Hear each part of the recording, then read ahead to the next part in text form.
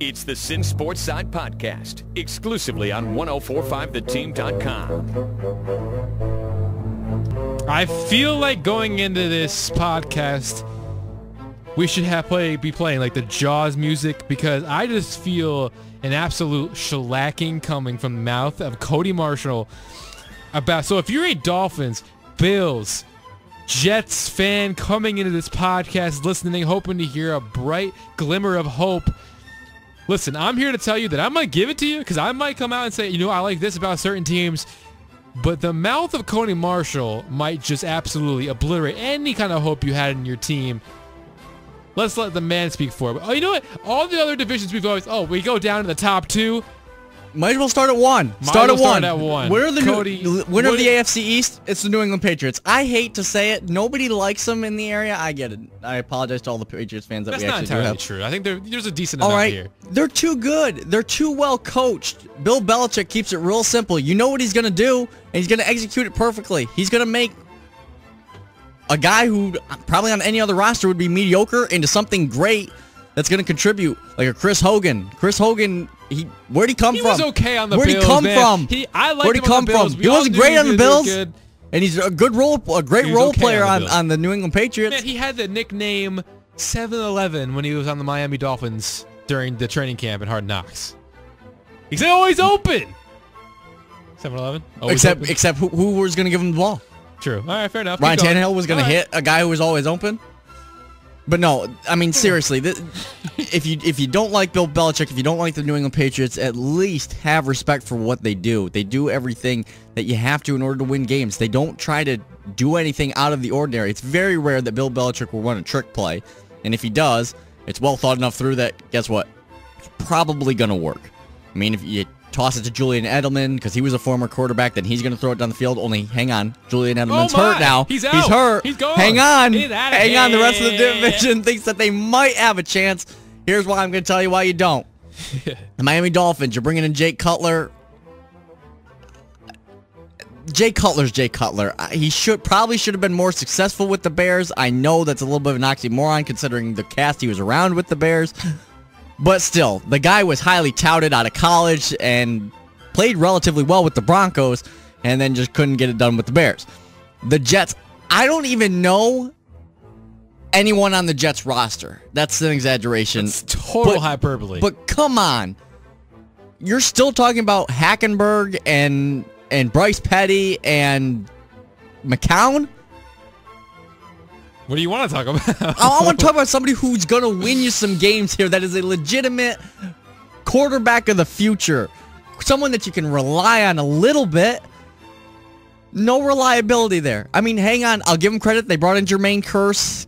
More of a role player wide receiver than he is a star wide receiver, but you needed somebody. I mean, some name that would have been like, hey, we're not a college team. Oh, my. Then you look at the Buffalo Bills, and here is the Buffalo Bills' biggest problem. Mike Shanahan, when he went to the Washington Redskins, said, hey, if you're going to hire me, I need 5 years. 5 years to turn this thing around. If you go to the Buffalo Bills, guess what? You're getting a max of 2 years, and if you don't make the playoffs, you're out. And then when they wonder, hey, why aren't we making the playoffs even though we keep making these changes? That's exactly why you're not making the playoffs. Pretty much. That's not a max. How long was Rex Ryan there? No, I know. I get that. How long was Doug Marrone there? Well, Doug Marrone was 3 years, and he decided himself that he wanted to leave. And then the man in between. Well, I don't think there was a man in between. There was Chan Gailey. I think was the one before that. See, but that's what I'm saying is the Buffalo Bill head coaching position is like the Cleveland Browns quarterback position. They just keep running right through them. And that's why Sean McDermott coming in and saying, hey, we're doing this, and this. So he can have everything he wants it, so that doesn't happen. If it doesn't work out, it's all on McDermott. He's got 2 years. He's got 2 years, and if he doesn't get more than 4 wins, I think he's only got one. He's got what? I think he's only got one. I'm just telling you, it doesn't make sense to you and I, but this is how the Buffalo Bills do it. Man, that's how they do it. Unbelievable. We want to win now, but we want to do it with a guy who's going to win right now. We want my thoughts on this? I don't even know. Yeah, I want your thoughts. Okay. But they can't vary from mine all that much, can they? Well, no. I have the New England Patriots winning this division. I think it'll be interesting. We all know with the prospects of Brandon Cooks coming in, it was kind of like scary. It was like, really, like this team now, you're bringing Brandon Cooks.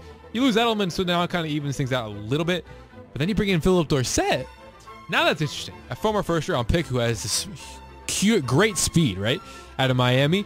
And listen, this is a team that's gone more vertical than it has been horizontal in years past. So him as another vertical threat could be really great for Tom Brady's offense. So it is a little bit scary. The run they went on without Gronk, if he's healthy. So yeah, this is a really good football team. We already know they're going to win this division. Period. The end. Now I want to talk about the consolation prize here. Right, we're millennials. We're in the millennial generation. We're used to the participation trophies, right? So let's hand them out and talk a little bit of good stuff about these other teams. That's where I'm going to come in here today. Okay? We're going to start with my 4th place team. And I know a lot of people are going to be like, you're insane. You're saying this team is in 4th place. And you just said they should only get 4th. They should if they only get 4 wins, that the head coach is going to get fired. I honestly think that the Buffalo Bills are going to finish a worse record than the New York Jets this season. How? How do you think that? Because they've been selling for days. They've sold everything. They got rid of one of their best corners. They got rid of their best wide receiver and brought in Jordan Matthews, I mean, come on, man. Tyrod Taylor might not even start week 1. I'm listening on the radio today that Joe Webb might be the week 1 starter. Are you insane? If Joe Webb starts week 1, the Jets have a legitimate chance to win in week 1. And if that ends up happening for most of the year, listen, I know Sean McCoy is better than anybody the Jets have on offense. 100%, 10 times better. He could single-handedly win them football games. Jordan Matthews may be as well. Might be. But listen, I think that the defense for the Buffalo Bills right now they did hold on to Marcel Darius. I had heard that there was the chance they were going to cut him. Good thing they didn't. But I don't even know what this... the defense, they bring in Tre'Davious White, a good corner out of LSU, the rookie. I just don't know if that defense is going to be that great. I mean, they have some good players. Jerry Hughes, Shaq Lawson could be really good this year. Who knows? But I think this is a team that's kind of trending downwards. It's not like the Jets were trending at all, but they're not trending downwards because they're already as far as you can be down. You're right. The Curse pickup ended up trending them upwards because they needed somebody. The Jets are finishing last. I hate to break it to you. I've been here before. I was a Niners fan last year. I'm still a Niners fan this year. I knew we were going to finish last, except that you're going to finish last. Okay? Fine. But you don't... Listen, I went from saying positive things. I think the Buffalo Bills have a lot of good prospects from this team that they can get. Because the defense, they have some good players that can play really well. They can see what they have in Tyrod Taylor and see if he's the future quarterback. But now we can find out if Jordan Matthews, if Zay Jones are really good players, and if it's time to move on and possibly get a different option at quarterback. That's the positive thing about the Bills. Here's the Jets, okay? They took a big blow. You lose Quincy Enunwa, who really surprised me a little bit last year. He was your top guy in receptions. He was turned out to be a pretty good threat as a wide receiving core. He goes down, and then yeah, he did. Who's going to pick him up? You lost Eric Decker, who you flat out cut Eric Decker, 100%. I mean, you already tanked. The best part of this Jets offense, if he can stay healthy, is Matt Forte, and I think he gives them a really good run game. And then you've got Bilal Powell as well. So baby. Out of that you got a good running back tandem right there. Listen, and then the defense. They're going to start off and surprise some people because Josh McCown, you haven't seen Josh McCown.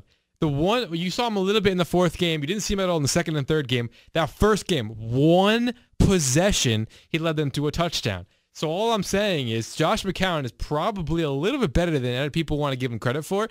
And if that running game could be anything with Matt Forte and Bilal Powell, then they could be a little bit better than people are giving them credit for. I know people are saying absolutely no chance, but your main curse now could be that possession receiver. And I love the guy out of Alabama and Darius Stewart. So if he develops quick enough, you could have a better passing game. And when Austin Seferian-Jenkins comes back, they finally have a tight end. And don't underestimate what they got from the Giants. And they claimed Will Tye off waivers.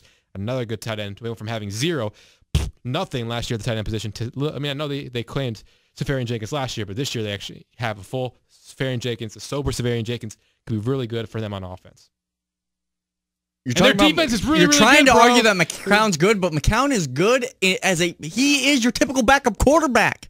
You're talking about Jay Cutler in this division too. Josh McCown played for Jamie McCullough when he was injured once during a season and played arguably better than Jay Cutler did in that season for the Chicago Bears. There's a lot of people who can play better than Jay Cutler. It's not hard to play better than Jay Cutler. I know. Fine, fair enough. I know a lot of people are yelling that. But another positive that you got going for you is your head coach. Defense, bro. Todd Bowles, defensive guy. He's starting to get his own specialties, trying to get his players Jamal into Adams, what he Marcus wants to do. May. I give you credit there, but it's just too young. Young guys on the defensive side of the ball rarely make a huge difference in the first year. There's some guys who can do it, but it's usually because of the veterans around them, and there's enough veteran talent around them to get the job done. So that's why the Jets are going to finish last in this division. Their defense is I think they're going to win a couple games, man. so you don't necessarily have to worry about an 0-16 season. Jets, 5 wins for the Bills. 6 wins? 3 wins for the Jets.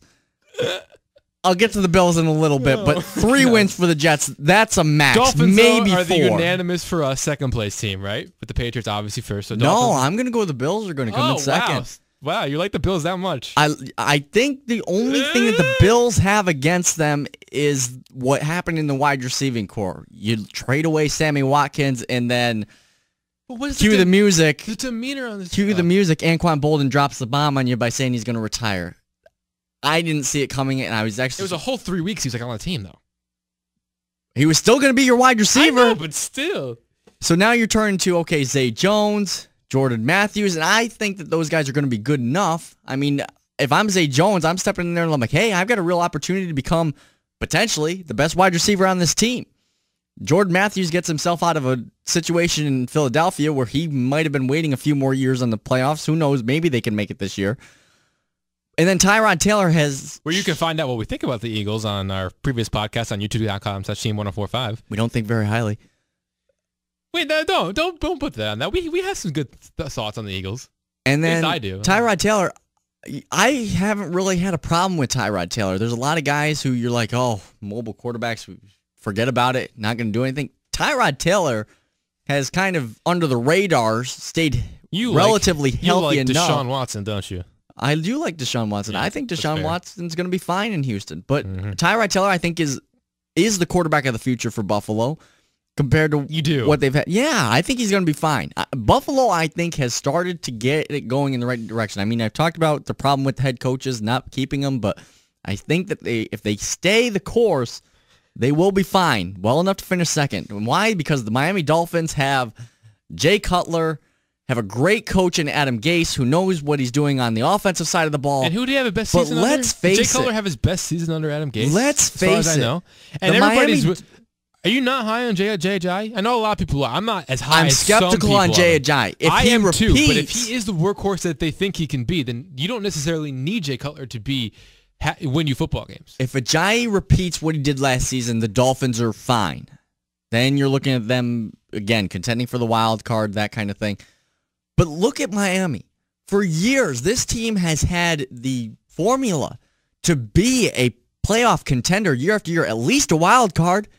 I mean, they go out and get Ndamukong Suh. I get it. He's older now, maybe not as effective as he used to be when he was with the Detroit Lions, but still, you get him. You get all these pieces on the defensive side of the ball. And what do? You scrape the barrel at 8-8, and then finally you make the playoffs last year.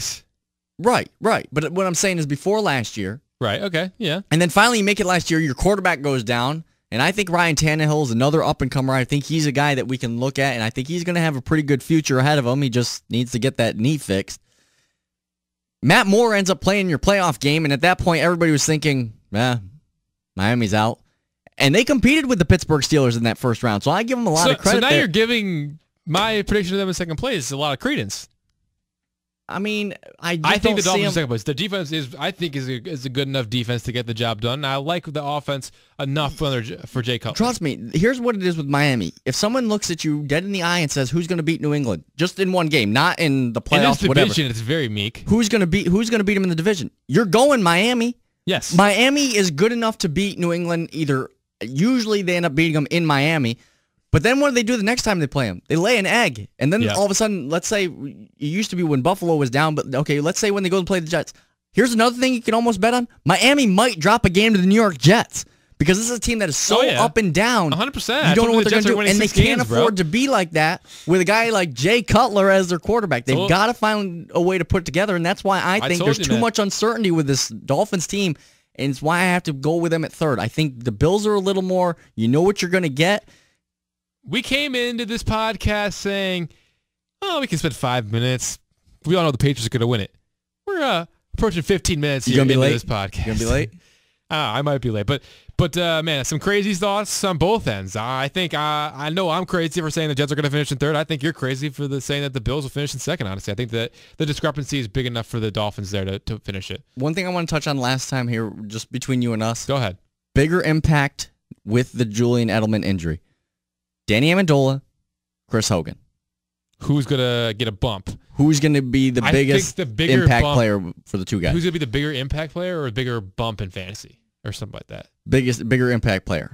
The bigger impact player of those two, I think the answer to both of the questions I just mentioned are Chris Hogan. I do think that he's going to have more of the vertical threat, while I think Amendola is still going to be what he was before. I think that you can look at Brandon Cooks and say, okay, now he'll step right into that Julian Edelman role and everything kind of stays the same in a way.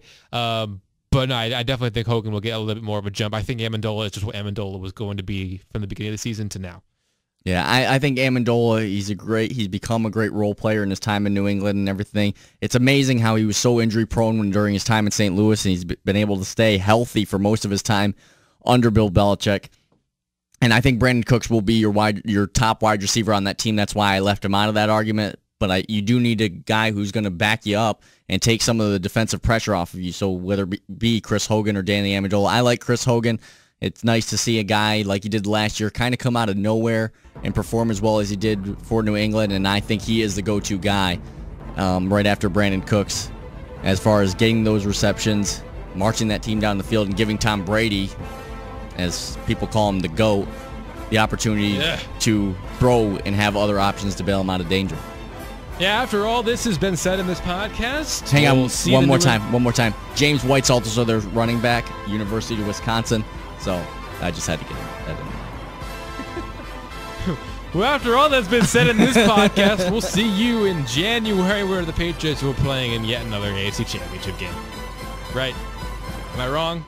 Probably not. I don't think you're wrong. You're right. They only have to win one game probably. They'll probably have another bye going into this playoff. So for Cody Marshall, I'm Eric Cameron. This has been the Sittin Sportside podcast preview for the AFC East. Thank you for listening.